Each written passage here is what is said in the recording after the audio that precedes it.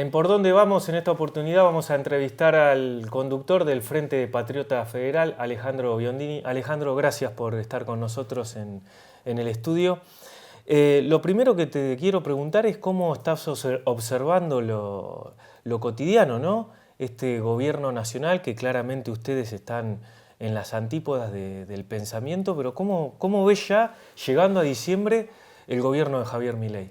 Bueno, antes que nada, Facundo, agradecido por la invitación, bueno, de estar en esta casa, en tu programa y bueno, en esta emisora y en este canal que, en fin, que realmente presenta un periodismo alternativo, ¿no? Que es lo que se necesita hoy. Indudablemente nosotros, bueno, el gobierno de Milei, o el régimen de Milei, como nosotros le llamamos, está a punto de cumplir un año.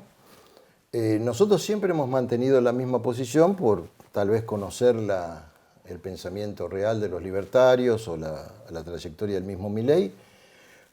Incluso yo lo tengo fijado en mi cuenta en X o en Twitter.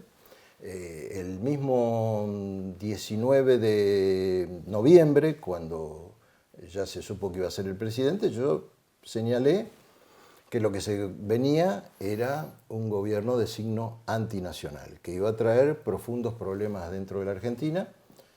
Lamentablemente no me equivoqué, porque bueno, uno desearía que las cosas fueran de otra manera.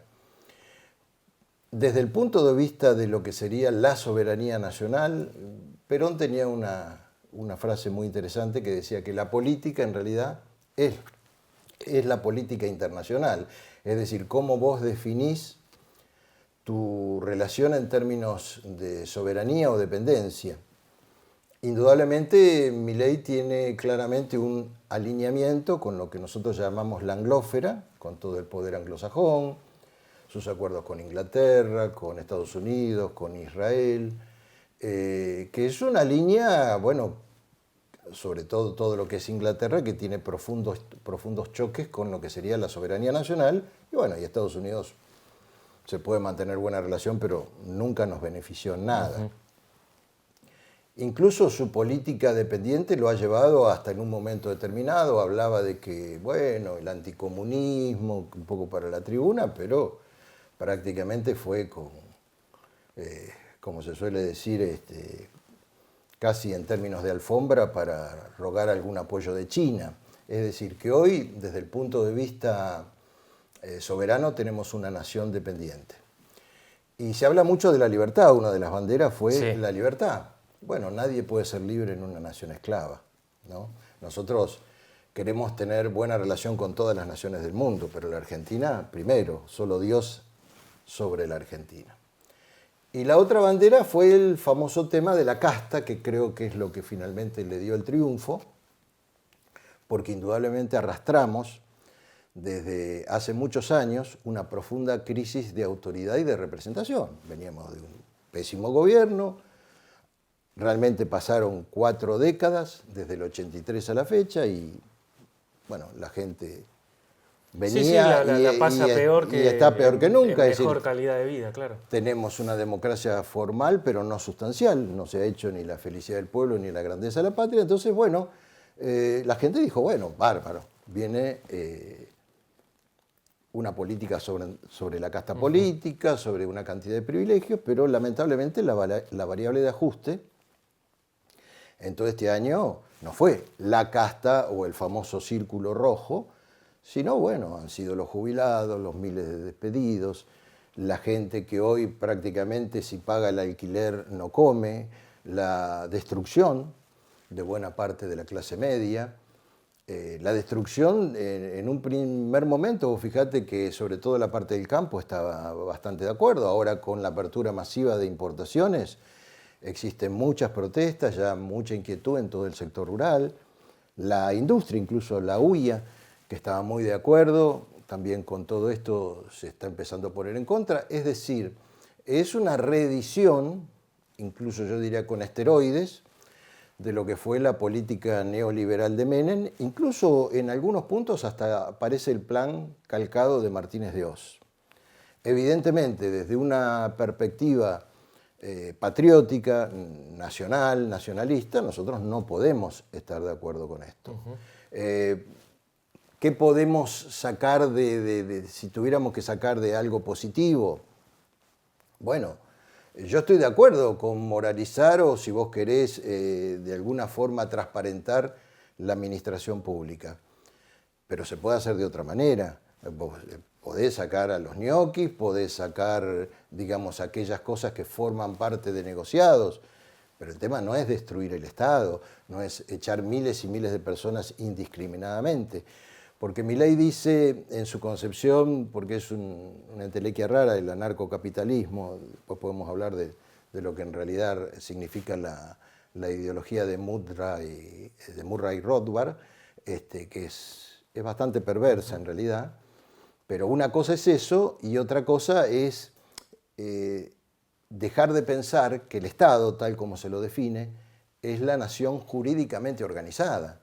Es decir, vos no podés decir soy enemigo del Estado, vos podés decir soy enemigo de determinados focos de corrupción o cuestiones que hay del Estado. Por otro lado, la obra pública, vos podés transparentar la obra pública. Pero Milei, que admira tanto a Estados Unidos y por ejemplo a Trump, lo que debemos recordar es que Estados Unidos, después de la crisis del 30, con Roosevelt, que tuvo 4 reelecciones, y no es porque sea santo de mi devoción, pero claramente Estados Unidos, a través de la obra pública transparente, le dio empleo a más de 12 millones de personas. Entonces, no podés satanizar la obra pública. Bueno, y después, en síntesis, el 80% de la economía, lo que mueve el 80% de la economía y la riqueza es el consumo. Si vos matás el consumo, matás el comercio. Y si matás el comercio, matás la producción, matás la industria, toda la parte de intermediación y de transporte, que son los 5 ciclos de la economía, que hoy se han transformado en viciosos y deben volver a ser virtuosos. Es decir, si vos potenciás el consumo, se activa el comercio pide sus elementos a la producción y a la industria y además todo lo que es el transporte, entonces la economía empieza a andar. Entonces estamos volviendo a que el tema vuelven a ser la salvación, los créditos internacionales, que finalmente después son una bola de nieve, intereses de intereses y estamos siempre en la misma. Ahora bien, uno puede decir, perfecto, estamos tan mal y la gente no reacciona, ¿no es así? O la gente lo apoya. O la gente lo apoya. Bueno, lo que pasa es que eso tiene una explicación. En primer lugar, por cómo llegó Milei. El desastre de lo anterior. El desastre de lo anterior. Y porque la gente dice, además, fuera de casos como ustedes en general, vos fíjate que los medios de alguna forma más masivos o los llamados medios del sistema siempre llevan a los mismos. Entonces la gente ve las mismas caras y dice, bueno, ¿qué? ¿Se va Milei? ¿Y quién viene? Cristina. Se va Milei y ¿quién viene? Este otro, viene Macri. Entonces, también hay una situación de contención, pero ojo, que la olla social está juntando presión. Sobre todo la clase media la está pasando muy, pero muy mal. Y si en el 2025 no empieza una reversión del tema, en algún momento podemos encontrarnos con situaciones complicadas. Por ahora la gente aguanta, pero a la gente, como te decía, no solamente ya dejó lo que serían, entre comillas, determinados lujos, o ir a comer afuera, o una vacación, etcétera, etcétera, sino se está empezando a afectar cuestiones vitales. Hay una inflación que, digamos, en los números evidentemente se dice contenida o que bajó, pero también está muy vinculada con el famoso tema de la deflación. Porque al producir... matar el consumo. Matás el consumo, se liquidaron stocks, etcétera, etcétera, pero también eso no hay que medirlo tanto sobre el número abstracto de la inflación, sino del poder adquisitivo. Porque vos podés decir, bueno, un producto, no sé, antes valía 100, digo, para poner un ejemplo, y yo lo podía comprar. Y resulta que ahora vale 70 o 80, pero ya no lo podés comprar. O sea, porque ha descendido absolutamente la capacidad adquisitiva.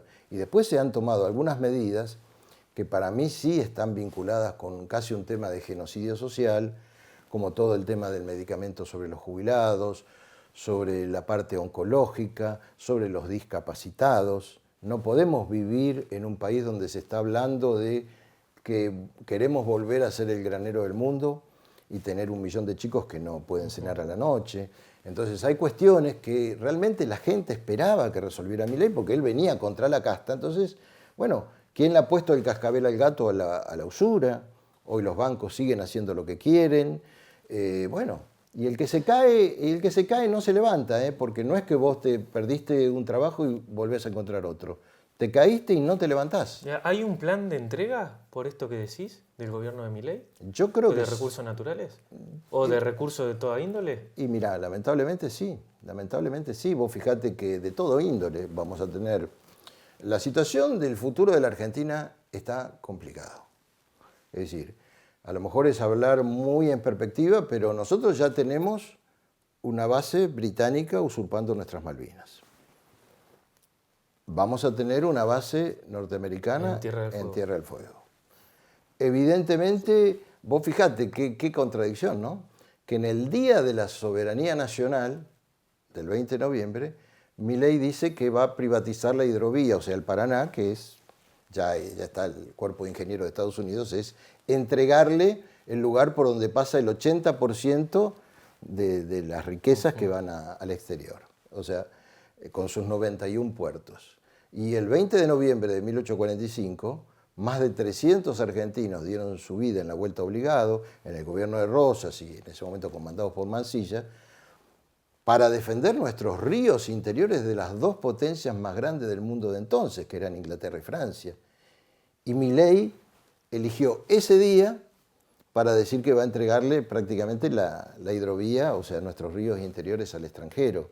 Después, bueno, se ha parado todo lo que sería el desarrollo, por ejemplo, nuclear de la Argentina, el desarrollo tecnológico, es decir, es directamente una entrega sistemática y como que la Argentina, él dice el modelo, él quiere volver al modelo en su mente de que éramos supuestamente la primera potencia del mundo, ¿no? Primero, eso es falso. Y en segundo lugar, entre fines del siglo XIX y principios del XX, éramos el llamado granero del mundo, en la época que se decía que era una Argentina de vacas gordas y de peones flacos. Una Argentina donde el que trabajaba no tenía ningún derecho. De hecho, valga la redundancia, ahora están por incluso derogar el estatuto del peón de campo, que fue el primer estatuto que ya siendo secretario de Trabajo el coronel Perón había promulgado, porque bueno, realmente el peón de campo carecía de total derecho, estaba a merced. Bueno, todo eso se está arrasando, se está absolutamente arrasando.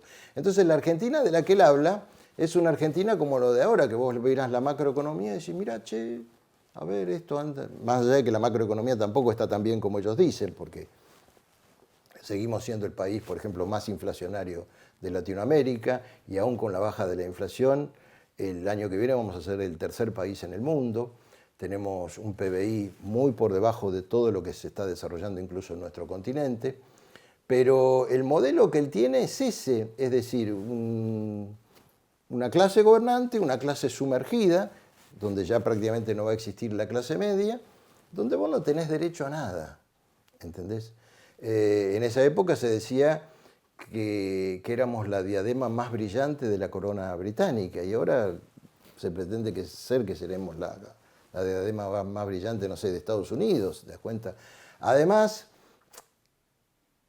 que todo lo de él está desmentido por la política de las grandes potencias. El librecambismo, todas estas cosas es para nosotros, para las colonias. Vos fíjate, va a asumir Trump, él está fascinado con Trump. Trump ya dijo, no voy a permitir que nos invadan con productos ni de China, ni de Canadá, ni de Europa. Vamos a arancelar y vamos a proteger la industria nacional. Vamos a dar trabajo, tipo como hizo Roosevelt, ¿viste? O sea, ¿qué quiere decir Estados Unidos? La persona que él admira está planteando una política nacionalista y proteccionista, y él es el rey del libre cambio, de la destrucción de la industria nacional, de la producción nacional. Trump está hablando de darle justamente, por eso incluso fue muy apoyado por los sectores trabajadores, dar trabajo, motorizar la industria. Entonces, vos fijate la profunda contradicción. Es decir, la visión que tiene Milei es una visión de colonia, es una visión de esclavitud. Pero estas políticas que se están aplicando acá, no las están aplicando ellos. O sea, los grandes países siempre defendieron lo propio. Y ahí te llevo, porque he entrevistado también a referentes políticos, también de un sector del nacionalismo, estudiosos politólogos, y hay como una nueva discusión, ¿no? Y creo que vos también la planteás y en tus redes sociales de vi, entre nacionalismo y globalismo. ¿Se viene esta pelea? ¿Ya no existe izquierdas y derechas y está centralizado en esto? ¿O sos globalista o sos nacionalista? Mira, nosotros siempre estuvimos alejados del concepto de izquierdas o derechas, ¿no? Incluso cuando surgió la tercera posición. ¿Por qué? Porque yo te podría decir que en determinados aspectos, como vos podés decir, la defensa de determinados valores, la familia, una cantidad de cuestiones, uno puede decir, este tipo es de derecha. Pero yo te hablo de que, bueno, hay que auditar e investigar parlamentariamente la deuda externa, que hay que quebrar un poco el tema de la usura internacional, y alguien me dice, che, pero para eso parece de izquierda. Entonces son para mí dicotomías falsas. Para mí hoy la cuestión es patria o antipatria. Eso es lo que define. Pero además el poder mundial en el siglo XXI cambia. Porque vos fijate, está bien, Trump vuelve a asumir, pero en un determinado momento, cuando no les gustó algo, vos acordate que lo habían borrado las corporaciones hasta de todas las redes sociales, y él era presidente en ejercicio. Es decir, hay un nuevo poder, que es el poder global, que fundamentalmente es el poder de las corporaciones. Vos fíjate que el mismo Trump ahora lo tiene al lado a Elon Musk, que es un poco el representante de todo lo que es el Silicon Valley. Entonces, ese poder global, el gran enemigo que tiene ese poder global es la soberanía de las naciones. Es las naciones que quieren ser absolutamente independientes. Entonces, un propio miembro del Club Bilderberg, que es donde se juntan los 100 más poderosos del mundo, están los Rockefeller, los Rothschild, etcétera, etcétera, y también los representantes de todos estos poderes globales, dijo que el eje, la matriz de la lucha del siglo XX iba a ser entre globalismo y nacionalismo. Y ahí es donde también empieza un poco el tema de qué es nacionalismo y qué es nacionalismo. Yo te puedo decir que como nacionalista, yo creo que cada nacionalismo tiene valores comunes, pero también cada nacionalismo es propio. No es lo mismo el nacionalismo argentino que a lo mejor el de México, o el de Estados Unidos, o el de Francia. Es decir, hay determinados componentes que son propios del nacionalismo. Es decir, no es importable. Vos podés decir, bueno, perfecto, podemos tener una misma perspectiva sobre la defensa de la vida, podemos tener un rechazo, suponete, a la ideología de género, podemos defender la familia, perfecto. Pero hay un montón de otras cosas que hay diferencias. Y en ese sentido, nosotros también comulgamos un nacionalismo argentino que está enraizado con la línea histórica nacional. Es decir, yo respeto a todo el mundo, hablo con todo el mundo, pero no comparto la posición de determinados nacionalistas que, por ejemplo, te dicen San Martín Rosas y de repente después son antiperonistas. En todos lados vos podés ver determinadas luces y determinadas sombras. Pero, a ver, acá hay una línea histórica que es claramente San Martín, Rosas, Perón. Perón fue un conductor nacionalista, un militar nacionalista que en un momento determinado, después de la Segunda Guerra, se levantó de alguna forma contra los poderes triunfantes en la Segunda Guerra y dijo, acá en la Argentina mandamos los argentinos. Entonces vos no podés negar esa historia, más allá de que yo en lo particular, aparte del nacionalismo, vengo del peronismo. Pero yo digo, para mí es una contradicción ser nacionalista y ser gorila. Lo que pasa es que a veces se confunde el peronismo con lo que fue el tema de Menem o lo que fue el kirchnerismo. Claro, bueno, ahí iba. Porque hace unos días salió un dirigente muy cercano a Cristina Fernández de Kirchner y a Máximo diciendo, descalificó a Rosas, descalificó a Perón, como que la única que tuvo huevos en este país fue Cristina, que se quedó. Vos sabés que yo miré ese video y no lo podía creer. Y sabés en lo que pensé, hay una frase que dice que las organizaciones y los movimientos, por supuesto la gente es importante, pero más que por la cantidad de la gente valen por la calidad de sus dirigentes. Y el peronismo histórico, donde por primera vez se formaron cuadros de conducción, donde existía la Escuela Superior de Conducción Política, tiene dos principios fundamentales: unidad de concepción para la unidad de acción. Cuando vos tenés unidad de concepción, quiere decir que tenés una filosofía, una doctrina, un conocimiento histórico, una formación.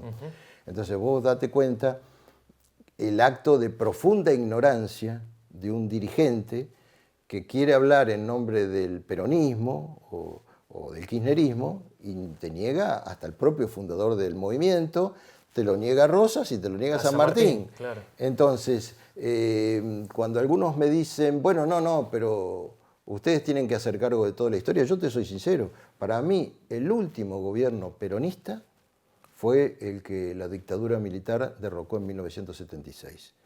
Todo lo que vino después, podrán cantar la marcha, podrán usar los símbolos, pero eso no es peronismo desde mi punto de vista.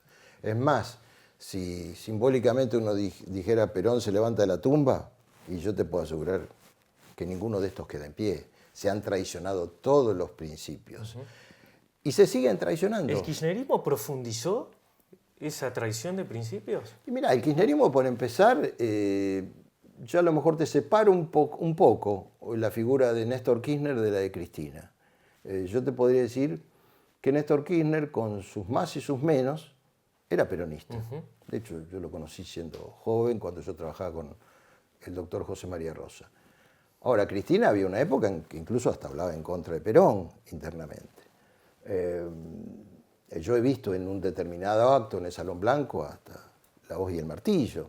Después ha habido profundas contradicciones. Y yo me preguntaría ahora, hablando del famoso círculo rojo, ¿qué pasó después de tanto tiempo de hablar de la ficha limpia, de la ficha limpia, de la ficha limpia? ¿Por qué no bajaron los libertarios? Digo, porque ¿quién iba a ser la primera afectada por esa situación? Sí, Cristina. ¿Correcto? ¿Por qué la CGT levantó el paro? ¿Por qué se fue Moyano, ¿no? Diciéndole traidores a todos, y paralelamente se suspendió la reforma sindical? ¿Por qué se va a avanzar con esta reforma electoral donde supuestamente el sector que responde a Cristina ahora va a aprobar, que nosotros en eso sí estamos de acuerdo, en la eliminación de las PASO, pero en un tema que hasta ayer estaban en contra? Es decir, hay muchos pactos en el llamado círculo rojo, ¿no es así? Donde en definitiva se está jugando a que todo cambie y nada cambie. Entonces nosotros lo que reivindicamos desde el nacionalismo es la lucha de los trabajadores, el peronismo de Perón, el nacionalismo argentino, pero ciertamente no queremos saber nada con lo que pasó, ¿verdad? ¿Por qué? Porque realmente se ha hecho mucho daño. Se ha hecho mucho daño. Por algo llegó Milei. Por algo llegó Milei. Y de alguna forma también entiendo yo que, por ejemplo, dentro de lo que fue el PJ, digo, más allá de que nosotros nada que ver con el PJ, no estamos en eso, pero vos fíjate que un gobernador como Quintela de La Rioja, que era un hombre que venía con una posición coherente, federalismo, fuerte, el federalismo, el tema interior, etcétera, etcétera, bueno, hizo una maniobra Cristina, lo corrió de la cancha, terminó con lista única, el hombre fue absorbido por todas las triquiñuelas que suele haber en el porteñismo, digamos, en el mal sentido de la palabra, y bueno, finalmente, el mejor rival para el gobierno. El mejor rival para el gobierno. En definitiva, hay muchos que están salvando sus intereses personales por sobre los intereses del movimiento. Entonces, para mí eso, y con el respeto que me merecen muchos compañeros, yo no me interesa entrar en ese tema porque yo creo que los problemas de la Argentina trascienden eso, pero hay muchos que están salvando sus cuestiones personales sobre los intereses de su propio movimiento. Porque vos podés ser conductor de un movimiento y dejá que el partido se renueve, dale paso a las nuevas generaciones, ¿viste? No te encerres en la secta tipo la Cámpora, en los grupos de siempre. ¿Para qué? Para hacerle el juego al gobierno. Y en definitiva en el Congreso se está viendo esos pactos. Porque incluso en un determinado momento, y esto te lo digo con conocimiento de causas, había una fuerte decisión en una cantidad de diputados por una serie de hechos de iniciarle el juicio político a Milei. Y la que paró el juicio político a Milei fue Cristina Kirchner. Y todos esos pactos se están viendo ahora a la luz. Entonces, que no nos vendan más peces de colores. Alejandro, Nosotros, sí, perdón. sí. ¿Es tiempo ahora del nacionalismo ante este surgimiento de los libertarios? Bueno, yo creo que la gran salvación de la Argentina es el patriotismo, es el nacionalismo. Un nacionalismo de brazos abiertos.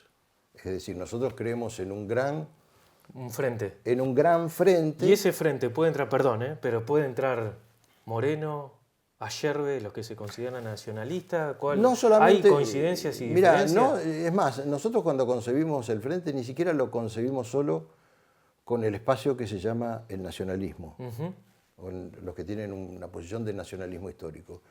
Mirá, en este momento hay un problema de patria o antipatria. Yo te diría, por ejemplo, yo no voy a estar porque justamente tengo que hacer un viaje al interior, pero para darte un caso, el caso de César y de otros dirigentes del partido nuestro van a estar en la primera fila el próximo jueves, en la marcha que va a haber a Plaza de Mayo, en la primera línea con los principales dirigentes de los movimientos sociales. En este momento, para mí no hay ni izquierda ni derecha, hay patria o antipatria. Es decir, nosotros lo que creemos es en un gran frente, vos fíjate, de salvación nacional. Nosotros creemos que hay que salvar a la Argentina. Entonces, no nos importa de dónde vienen, sino a dónde queremos ir. Vos fíjate que en un momento histórico, y salvando las distancias, ¿no? Porque nosotros simplemente somos soldados del movimiento nacional, pero cuando había que terminar con la dictadura, con el gobierno de Lanusse, en el año 72, yo tenía 16 años, estuve entre los que cruzamos el famoso río Matanza en esa jornada, pero cuando Perón en el 72 reúne en el restaurante Nino, estaban desde Solano Lima, del conservadurismo popular, hasta Abelardo Ramos, de la izquierda nacional. Entonces, yo en lo personal concibo al Frente Patriota sin perder su esencia y sin perder sus principios, pero bueno, porque a veces dicen, bueno, algunos dicen, empieza a decir con fulano no, con mengano no, y yo digo, acordar entre los que piensan exactamente claro, como uno es fácil, claro. Pero cuando vos tenés una visión nacional más amplia, bueno, hay temas que los podés postergar, dejar de lado y privilegiar lo que te une. Entonces, a mí me parece que el Frente Patriota, de alguna manera, incluso con toda su evolución histórica, tiene que colaborar y en algunos puntos también participar protagónicamente como parte de la gestación de una nueva etapa del movimiento nacional. Hay muchas cosas en las que antes no coincidíamos y hoy coincidimos con otra gente. Por ejemplo, hoy la perspectiva del mundo ha cambiado. Muchas cosas que decían que eran delirios del nacionalismo, que decían, no, ustedes son conspiranoicos, tal cosa, hoy hasta gente de izquierda te dice, che, la verdad que tenían razón. Y es más, en algunos puntos hasta nosotros, será porque ha corrido un poco de agua bajo el puente, hasta nosotros somos más moderados que ellos. Hasta yo les tengo que decir, che, paren. No gente de nuestro partido, che, paren porque te van a hacer un juicio, tal cosa. Pero vos fijate que lo que está pasando allá, que lo que está pasando acá, que nos quieren llevar una guerra acá, una guerra... Bueno, en realidad lo que han demostrado los años es que el nacionalismo tenía razón, ¿entendés? Hay otra gente que nos dice el caso de toda esta crisis institucional, que no sé qué profundidad o no tendrá con el tema de Milei y Villarroel, y hay gente que dice, no, porque hay nacionalistas también que agarran y te dicen, bueno, vamos a apoyar a Villarroel. Digo, pará, yo la conozco a Victoria hace muchos años, fui amigo del padre, como el padre, la verdad, pensábamos hasta igual, incluso la mamá de Victoria fue 2 veces candidata a diputada por nuestro partido, o sea, fuimos amigos de la familia. a Victoria no me meto en el tema personal, porque de alguna forma, bueno, la conocí cuando tenía 10 años, imagínate. Claro, pero políticamente... Pero políticamente, primer punto, ella puede hacer una autocrítica y decir, me equivoqué por apoyarlo a Milei. Primer punto, la primera condición. Y en segundo lugar, volvemos a aquello de que vos podés honrar determinados valores, hablar de las Fuerzas Armadas, de las Fuerzas de Seguridad, de la seguridad pública, todo 10 puntos, pongámosle hasta ahí. Pero ahí volvemos a lo que te decía al principio, lo que decía Perón, que la política en realidad es la política internacional. Entonces, en ese aspecto yo no coincido, por ejemplo, con lo que plantea Moreno, decir, bueno, Victoria Villarroel se ha hecho peronista o es peronista. No, pará. Ella, desde el punto de vista de la política exterior, por lo menos hasta donde yo sé, puede cambiar de posición. Ella plantea también un alineamiento con Estados Unidos y con Israel. Y yo no estoy de acuerdo con eso. Entonces, a mí me parece que lo más importante es cómo te planteas frente al mundo. Y hay gente que dice, pero ¿cuál fue la esencia del peronismo? La tercera posición. Claro, porque vos podés decir, sí, Perón empezó por la Secretaría de Trabajo, le dio derechos sociales a la gente, pero el surgimiento real del peronismo, es decir, donde Perón marcó la diferencia, fue cuando fue Spielbraden, que era el embajador de Estados Unidos, a su despacho. Perón era vicepresidente, ministro de Guerra y secretario de Trabajo. Iba a ser el candidato de la revolución. Y Braden le dijo, bueno, está todo bien, Perón, pero nosotros no nos vamos a oponer a que usted sea presidente, pero tiene que hacer esto. Y Perón lo echó del despacho. Acá en la Argentina mandamos los argentinos. Y ahí nació o Braden o Perón. Y después vos tenías, cuando fue la famosa marcha de la libertad, ya hablaban de la libertad, estaba desde el Partido Comunista hasta los ultraconservadores, del brazo con el embajador de Estados Unidos, y todos cantando la Marsellesa. Y vos fijate lo que vos me comentabas, que a veces todavía nos endilgan o nos califican. Cuando se hace el acto de la Unión Democrática, digamos, en el Luna Park, ponían la foto de Churchill, Roosevelt y Stalin y decían contra el nazifascismo. El nazifascista era Perón. O sea que estas cosas son viejas. ¿Y cuál fue el pecado de Perón, entre comillas? Decir, no, acá mandamos a los argentinos. Entonces, yo puedo acordar con alguien una cantidad de cuestiones, pero siempre defendiendo la patria. Nunca poniendo la patria debajo de ningún poder extranjero. Del que fuera, ¿eh? Bien. ¿Costó mucho sacarte eso que hablábamos, que te acusen o que siempre estés en el ojo de la tormenta por tu afinidad o viste que te catalogaban como nazi? Además, te decía, ¿no? Había noticias que decían, bueno, le otorgaron la personería al partido nazi de Mirá, Biondini. vos sabés que los poderes del sistema también están acompañados por muchos medios del sistema. Yo, del campo de batalla, he ejercido hace mucho tiempo también el periodismo, tengo mucho respeto por la profesión, pero sabemos cómo se manejan en general los medios hegemónicos. Entonces yo creo que como se ha creado a partir de la Segunda Guerra una especie de reacción casi inconsciente frente a eso. Vos fíjate que, como le comentaba, veía algunos carteles que ponían, ahora cuando estábamos llegando a La Plata, con la cruz hepática, ponían Milei nazi. Y Milei es, no sé, es el principal defensor de Israel. O Cristina es nazi, o tal dirigente del movimiento social es nazi. Yo creo que en nuestro caso, como siempre nos han visto como una fuerza divergente y peligrosa, nos han perseguido particularmente. Y a lo mejor somos molestos. Yo, por ejemplo, en esta charla te he criticado a unos y a otros, y a lo mejor somos molestos para diferentes bandos. Entonces es como que siempre se ha tratado de evitar que surja el verdadero nacionalismo. Y una de las formas ha sido la censura. Yo por eso incluso valoro doblemente esta charla acá en Realpolitik. Porque vos fijate, mi última posibilidad de aparecer, ni siquiera te digo en un canal abierto, en un canal de cable fue en el año 2018, cuando estuve en A24. Yo hace exactamente casi 6, 7 años que estoy absolutamente censurado en la televisión. A no ser para involucrarme si sale alguna mala noticia de lo que fuera. Entonces ahí se acuerdan y te ponen en letras de molde. Entonces, ¿qué pasa? Alguien no puede amar u odiar lo que no conoce. ¿Entendés? Entonces, si de vos crean un estigma o una caricatura o te quieren hacer decir lo que vos no decís, está bien, vos te defendés de las redes sociales, hablas en diferentes espacios, pero un día alguien se te junta y te dice cualquier cosa en un programa, no sé, que están viendo 500.000 o 1.000.000 de personas, y es muy difícil avanzar contra eso. A pesar de eso, nosotros hemos avanzado.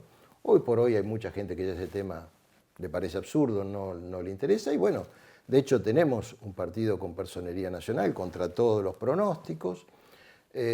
Bueno, esperamos que en los tiempos venideros también eso caiga, e incluso con las reformas que se están planteando o vienen. A ver, nosotros, si se termina, por ejemplo, el tema con este tema que se ha impuesto de la boleta única, magnífico, porque después se atropellaban para robarnos o ocultarnos boletas en los sistemas tradicionales. Era imposible.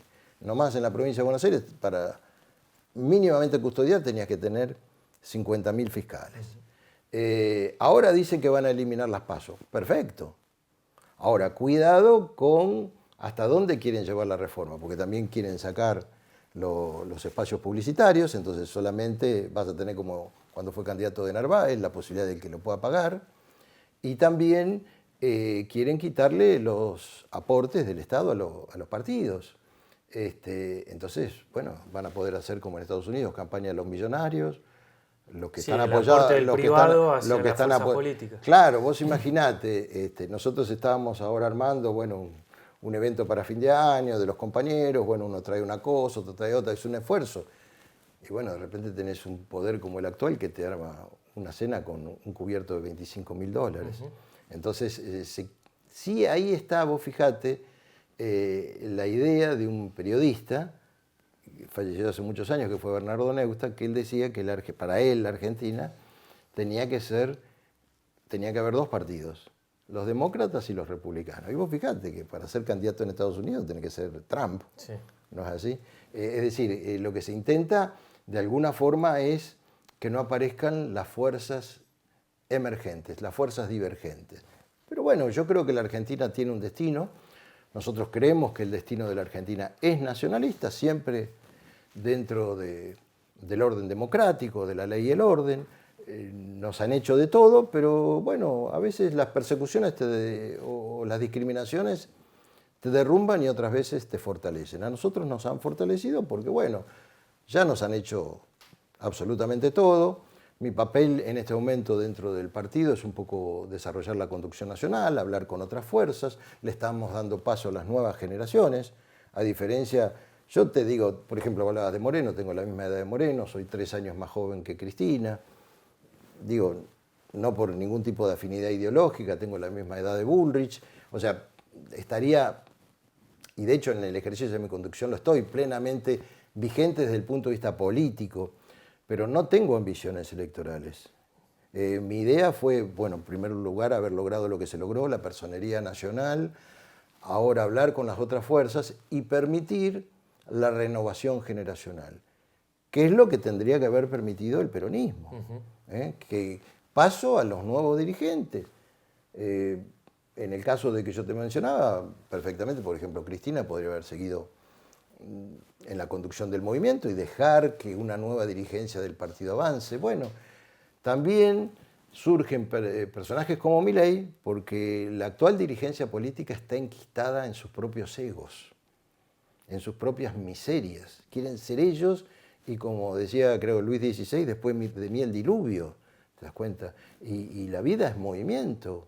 Y la juventud hay que compensarla con la experiencia y a la experiencia con la juventud. Gracias, Alejandro. Bueno, muchísimas gracias. Gracias. Por la invitación y bueno, éxitos con tu ciclo.